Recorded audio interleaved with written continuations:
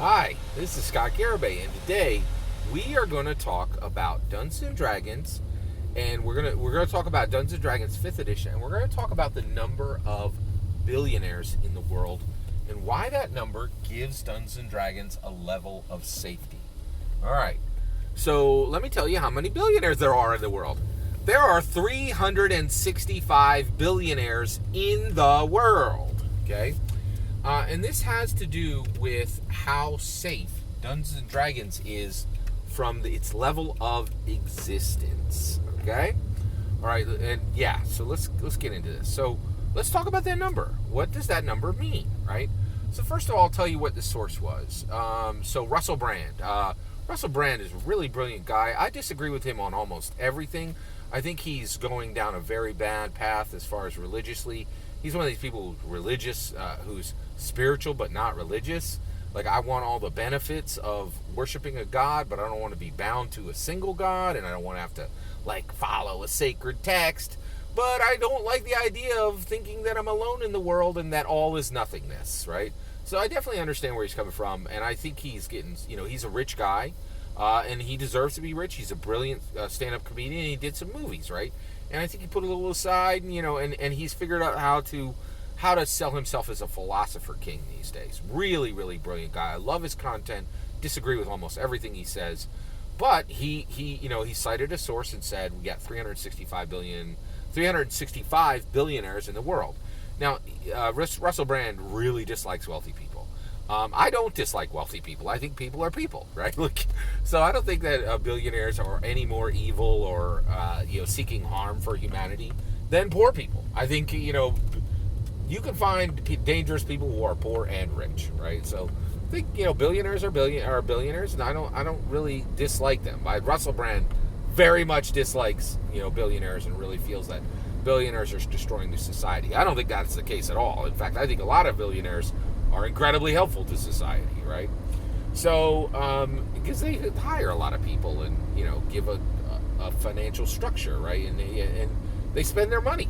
They don't just all sit on it, like they buy yachts and stuff, like all kinds of stuff. They buy all kinds of things that industries do, right? So you got that going, right? So here's where all this lands, right? So why does it matter that there are 365 billionaires in the world? So one, I think that's a great number, and it's really great that we know it. We know the number of billionaires is in the hundreds. It's not in the thousands. It's not in the 10,000s. There's not that many of them, but there's not that few, right? There's a billionaire for every day of the year, right? And that's an important fact, okay? So why is that important for Dungeons & Dragons? Well, I'll tell you why. So one of the things with Dungeons & Dragons is that it has had just 3 commercial homes. It was started by TSR Company. It was then owned for 2 short years by Wizards of the Coast, and now it's owned by Hasbro, right? And I'm not convinced that Hasbro is its last owner. I really am not, right?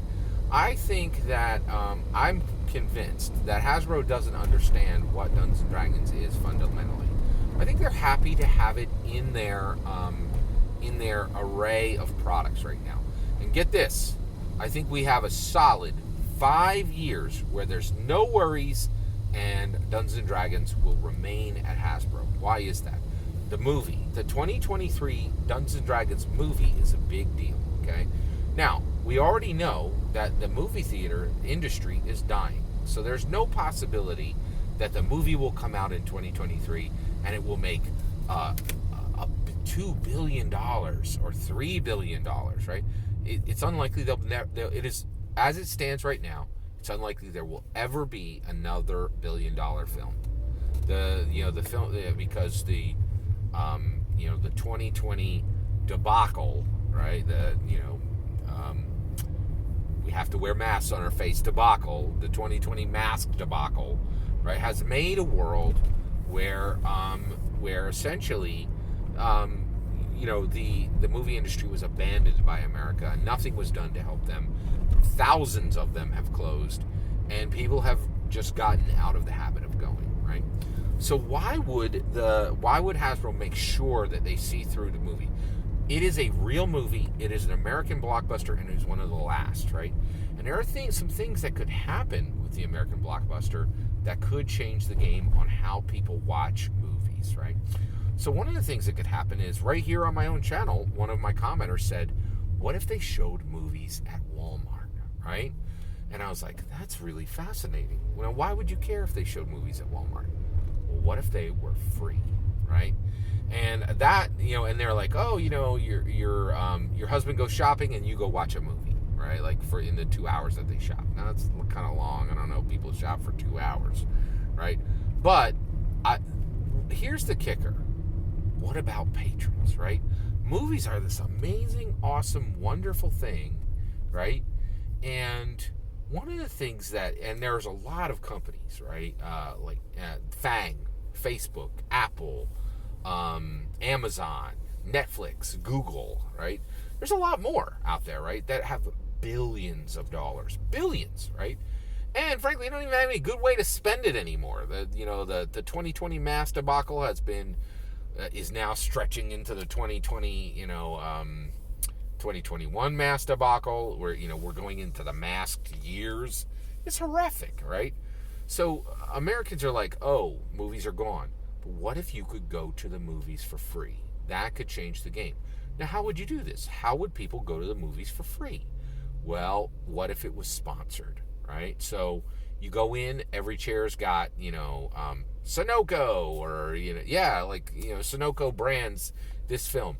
And so maybe each theater is named just like a stadium is named, right? And then when you go in, each theater, so the theater building is branded on the outside. But then each individual screen inside with, maybe 50 to 500 seats, right? Those all have branding for another company, and their names are prominently displayed on the seats, right? This could absolutely be a thing, and it'd be a way for large, massive companies to get goodwill with people, right? Really, really fascinating, right? Be something they could do nice for the masses, and something that they could preserve, right? So I think this is, and here's the kicker. Hasbro has one of the last American blockbusters that's in the can, right? Because right now, movies are so bad, a lot of companies are considering doing no more $100, $200 million budget films, right? It seems ridiculous to do that when your openings are $20, $30 million on a weekend. It's horrific. Like, it's just like you're burning money, right? But these other companies, goodwill with Americans is worth a lot. Right? It's worth more than billions, right? A lot of these companies, they need that goodwill, right? And so this could be a really interesting way. Now, here's the kicker. Hasbro's got one of the last American blockbusters, something you go to the movies to see, right? So it gives them options. It gives them real options, right? So you have that there. All right, now, that's going to keep Dungeons & Dragons at Hasbro, in my opinion, for a solid 5 years, okay? Solid 5 years. No problems, no issues. Solid 5 years at Hasbro. But what happens after that, right? Hasbro may decide to sell Dungeons & Dragons. I would not be surprised in the least. And the reason why is I'm convinced like 100 people on Earth actually know what Dungeons & Dragons is. It's not really understood. The product is so complicated and even more than that, transformative and revolutionary, that it barely fits within the corporate structure, okay? So, what is its future? Well, good news. Every single day, there is a different billionaire that could buy it, right? And guess what billionaires love? They love well-known IPs. And billionaires know the value of a name. And Dungeons & Dragons has a name that has echoed through American history since 1974. And there are 100 distinct events that make it famous, awesome, and cool. And billionaires want to rub their face on that. So there are 365 billionaires, and the odds that one of them wouldn't snap it up for 10, 20, 30 billion dollars, slim to none. So the number of billionaires gives Dungeons & Dragons a level of safety, which I think is awesome. That excites me. That's what I think. What do you think will happen How long? I think that that Dungeons and Dragons has 5 to 10 years with Hasbro, and I think they may consider selling it. What do you think? How long do you think Dungeons and Dragons will remain at Hasbro? And do you agree that 365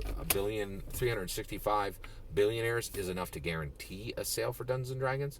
Love to hear your thoughts. Let me know in the comments below. Please consider liking and subscribing, and have a wonderful millennium.